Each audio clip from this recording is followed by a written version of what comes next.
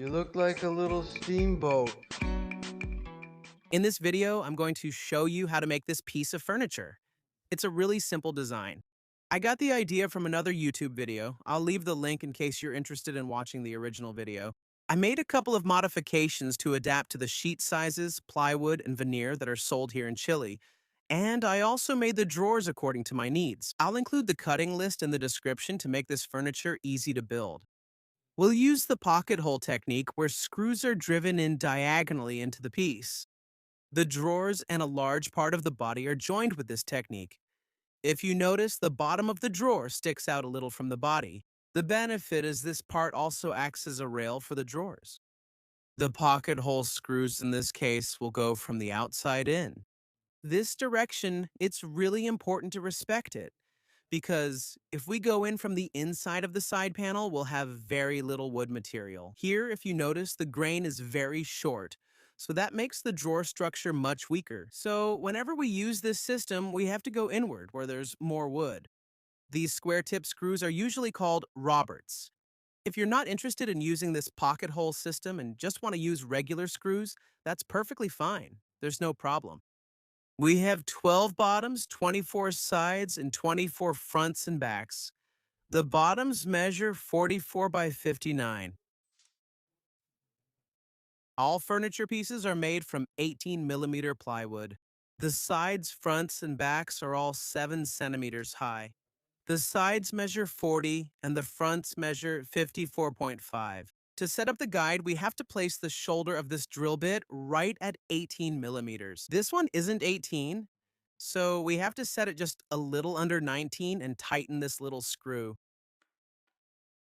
And then this one right here, we have to set the thickness of the material we're using, in this case 18 millimeters. There we go, that's good.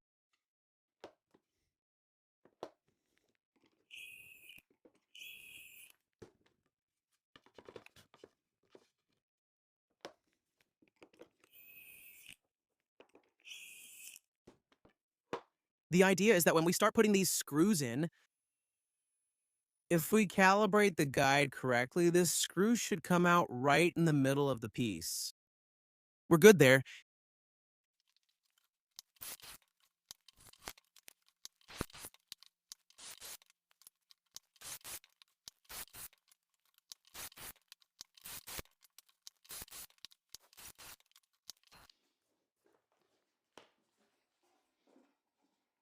Here, you have to decide if you want to use wood glue to assemble the furniture, the drawer.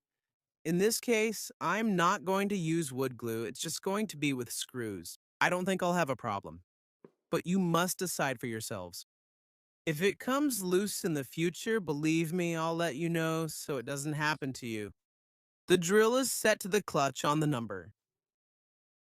Because it's repetitive, it should be calibrated so you rarely need to adjust sensitivity.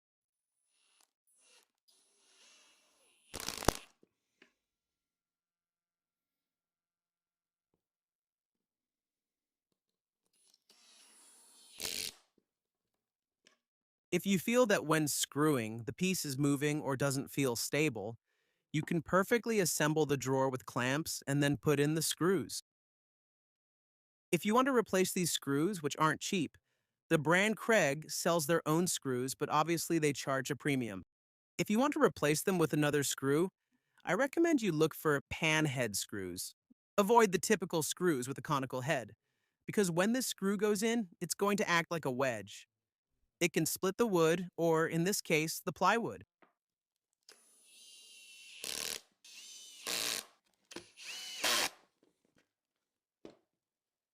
Here I like to look for the ugliest side so it ends up on the bottom. This is the rougher side so it will go on the bottom of the drawer. Let's line it up here. You can do this by eye. If you have a good eye, you can do this part by eye. Try to make it flush there and make sure this space is similar on both sides. This is going to be the rail, and once they're lined up here, I like to mark a line here, another line inside, and do that all around the perimeter. And a final one on this side. So that way, and then with this same drill bit, I changed the stopper. There. I hope it reaches. Let's see. I'm going to put 4 screws on each side. I'm also doing it by eye. 1, 2, 3, 4. 1, 2, 3, 4. 1, 2, 3, 4. 1, 2, 3, 4.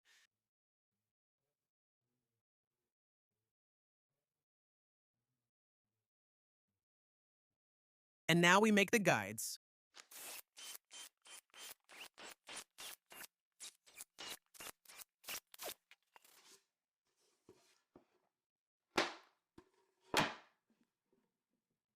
Now, if you want to save a little money, you can switch to a regular screw, since here there's no risk of splitting the wood.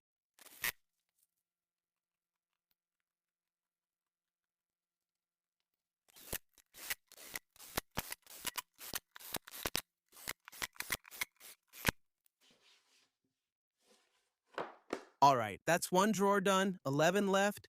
Now we have all the drawers assembled. Later we have to sand them, and now we're going to assemble the body of the furniture. We have 2 side pieces and 1 piece that will go in the middle, separating both sets of drawers. The side pieces measure 79 by 48, and the middle piece measures 75.5 by 46.2.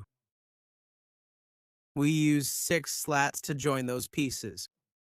5 of these slats measure 8.8 by 122, and there's one that's a little wider, which measures 10 by 122. The screws go at the ends of these slats, and just like with the drawers, remember that the screw has to go inside the furniture.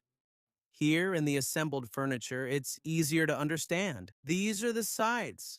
That one and that one here in the middle is the middle piece, and those are the slats. 2 go there, 2 in the back, and 1 in front. And the one that has to be wider, the 10-centimeter one, is this one here in the front. Why does it have to be a little wider? Because it has to support, let me zoom in, it has to support the baseboard that's there.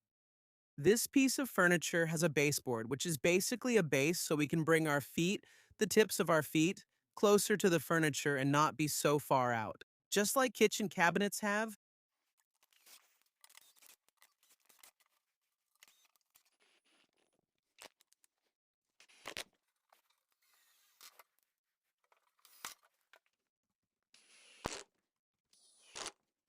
the furniture will go exactly as you see it here. The drawers will go here and here. The middle piece that divides the drawers will go here, here, and here.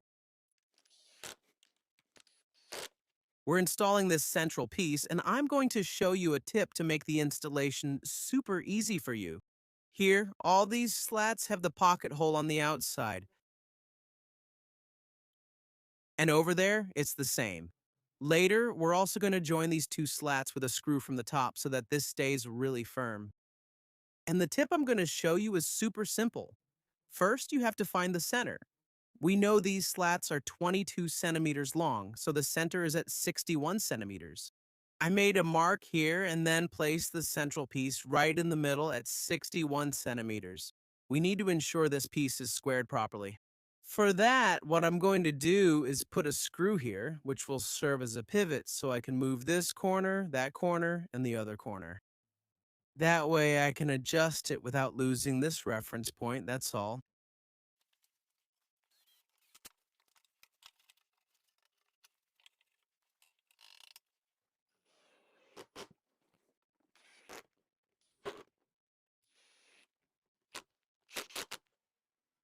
We already have all the drawer dividers cut. We need 4 of these pieces that will go down there, there, there, and over there.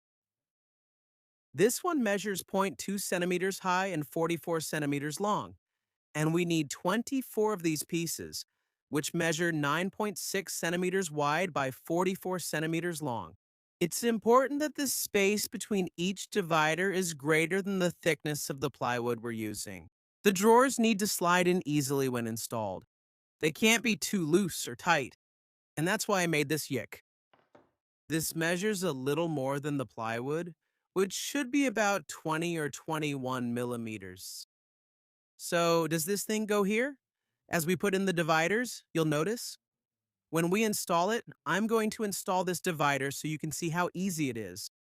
So we have the yick, which we place on this first strip we put in, which measures 0.2 centimeters. We place it here and notice that the yick has a stopper here. That stopper serves as the limit for the divider. So we'll always have a straight line here and a constant, even distance. We put in the screws. In this case, I'm using 3 screws. If you want, you can use wood glue, more screws, whatever you prefer. I thought 3 screws were enough in the first piece of furniture I made. You can use as many as you like.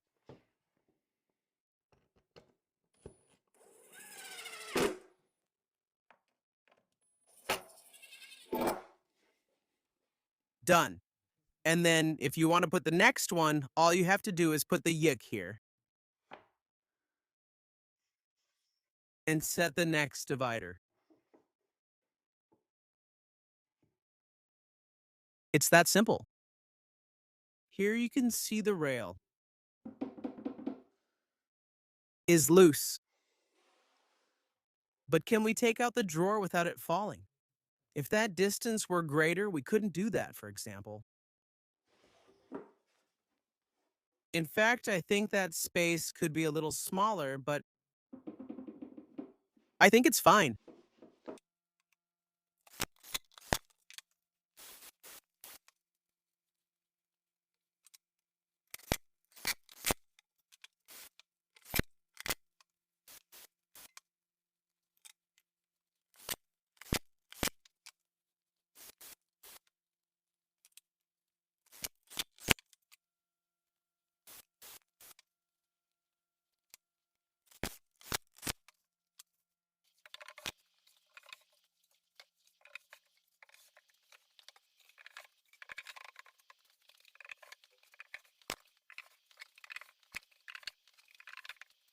We need to add stoppers here to keep the drawers from sliding out too far. This is very simple, a piece of plywood here in the middle that serves as a stopper for both drawer units. And here on the ends, we put these strips, also made of plywood, to serve as stoppers. Here for the baseboard, we're going to use 6 pieces. 4 of them measure 39 long by 10 high. These are the pieces that will be attached, the screws. And we have 2 long pieces that each measure 25.5 by 10 high. Once the baseboard is assembled and sanded, we'll place it there. And with the help of some levels, we're going to try to make it as even and as level as possible with the other piece of furniture. The floor of this workshop is really uneven. So we're going to use some little wedges or some rubber pieces that we'll put underneath until we like the position of the baseboard. Next, we install the furniture along with its drawers.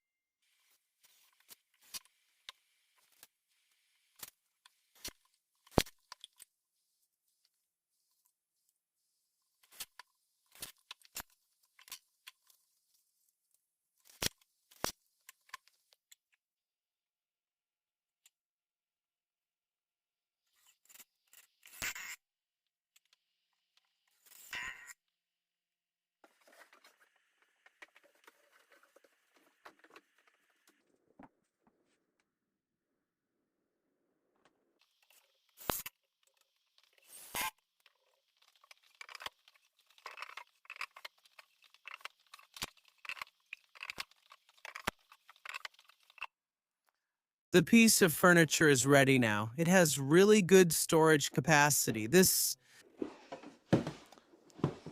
drawers are relatively shallow. I prefer them this way because if not, you end up throwing in a lot and it's hard to find things. So I prefer it this way.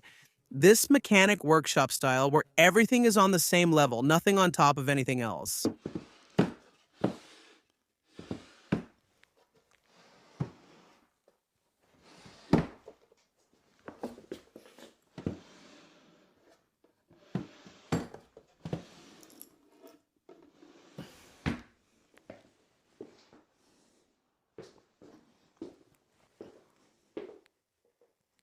I'm planning to put a melamine board on top, then the miter saw will go here, and then 2 more cabinets over there. Similar to these, maybe with a different drawer layout to store toolboxes and things like that.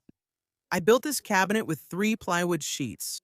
That's around 75,000 pesos, or 75 to $80 outside Chile, plus screws and sandpaper. I think for about $85 or 85,000 pesos, you can make one of these cabinets. The first one took me 3 days to make because I didn't have a cut list and had to improvise. I assembled this in a day, then spent the next morning sanding and finishing it. By noon, it was done. So, about a day and a half. To make a piece of furniture like this, you have to keep in mind that it doesn't have a top or cover. I think with tops and covers, allow 2 to 3 days per module. With that, I'll leave you here, friends, in what is already starting to look like a workshop. I send you a hug, take care, and I'll see you soon in the next video. Bye.